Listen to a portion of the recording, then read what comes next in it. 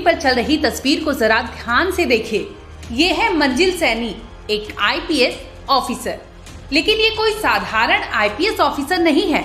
इनकी कहानी बाकियों अफसर से काफी अलग है। ये गैलेंट्री अवार्ड से सम्मानित भी हो चुकी है। ये बड़े से बड़े उलझे केस को सुलझाने में माहिर है।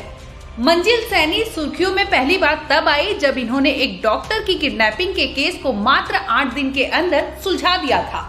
और खास बात ये थी कि इस किडनैपिंग में मंजिल के पास न के बराबर सबूत थे। हाल ही में मंजिल सैनी ने दैनिक भास्कर से बात की। इस दौरान मंजिल ने बताया कि कितनी मुश्किलों का सामना करने के बाद डॉक्टर को गुंडों के चंगुल से निकाला गया था। साथ ही बताया कि 8 दिन के अंदर डकैत उनसे एक कदम आगे ही चल रहे थे, लेकिन फिर कुछ ऐसा हुआ जिसके चलते मंजिल सैनी ने अपनी टीम के साथ उनको गिरफ्तार कर लिया। 8 साल पहले बतौर एसएसपी मंजिल सैनी की पोस्टिंग यूपी के मेरठ जिले में हुई थी। पोस्टिंग को लगभग 20 से 25 दिन हुए थे और जिले में कांवड़ मेला पीक पर था। कांवड़ के भक्त जिले की सारी पुलिस फोर्स कांवड़ यात्रा को संभालने के लिए डिप्लॉयड थी। इसी बीच दिल्ली पुलिस से मेरठ पुलिस को एक मैसेज आया कि दिल्ली के मेट्रो कैंसर अस्पताल के जाने माने डॉक्टर श्रीकांत गौड़ का किडनैपिंग हुआ है। दिल्ली पुलिस ने बताया था कि डॉक्टर ओला से घर के लिए निकले थे, लेकिन घर नहीं पहुंचे, जिसके बाद डॉक्टर के परिवार वालों को फिरौती के लिए कॉल आया। किडनैपर ने घर वालों से 5 करोड़ रुपए की फिरौती की मांग की। दिल्ली पुलिस ने साथ ही ये भी बताया था कि डॉक्टर की लोकेशन मेरठ के आसपास मिल रही है। कांवड़ यात्रा के बीच ये केस आना मेरठ पुलिस के लिए काफी बड़ी चुनौती थी। इसके बाद एडीजी प्रशांत कुमार के डायरेक्शन में टीमें बनाई गई और मंजिल सैनी और बाकी टीम ने डॉक्टर की तलाश करना शुरू कर दिया। इस केस में आईपीएस मंजिल सैनी के पास काफी चैलेंज थे।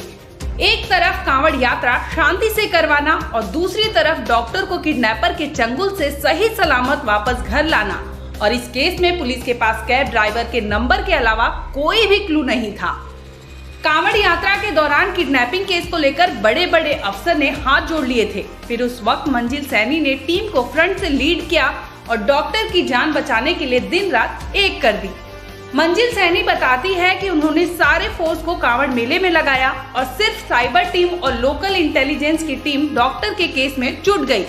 इसके बाद लोकल इंटेलिजेंस की मदद से कैब ड्राइवर के मोबाइल की लोकेशन को ट्रेस किया गया। वो मेरठ के परतापुर इलाके में मिला, लेकिन किडनैपर भी बहुत शातिर था। उसने फोन बंद कर दिया और बार बार नंबर चेंज कर रहा था। इसके बाद साइबर टीम की मदद से फोन का IMEI नंबर सर्च किया गया और उसके जरिए लोकेशन को ट्रेस किया। अब तक 7 दिन बीत चुके थे, लेकिन पुलिस को केस में कोई भी लीड नहीं मिली थी। इसके बाद 8वें दिन पुलिस ने जो लोकेशन ट्रेस की थी और लोकल इंटेलिजेंस की मदद से पता चला कि परतापुर एरिया के एक मकान में कुछ लोग रह रहे हैं और वे यहाँ पर नए हैं। इसके साथ ही टिप मिला था कि वे लोग खाना भी होटल से मंगवाकर खा रहे हैं।